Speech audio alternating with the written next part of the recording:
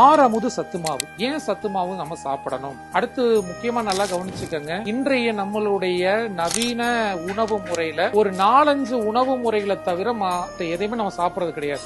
இப்ப எடுத்துக்காட்டா பாருங்க, இட்லி, தோசை, பொங்கல், வடை, சட்னி, சாம்பார், சாதம், ஆங்கில காய்கறிகள் ஒரு 4-5 காய்கறி, அப்புறம் வெளியே போனீங்கன்னா நவீன இன்னைக்கு ஃபாஸ்ட் ஃபுட்.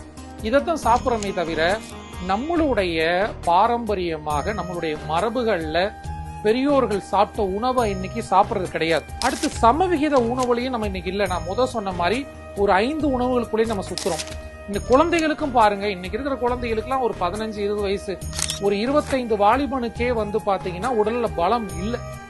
அப்ப நம்ம தினசரி நம்ம எடுத்துக்கூடிய உணவுல சமவிகிதமா எல்லா சத்துக்களும் கிடைக்கணுன்றதுக்காக நம்ம சத்து மாவை நம்ம உருவாக்கி இருக்கோம். இதுக்கு பேர் ஆறமுது சத்து மாவு.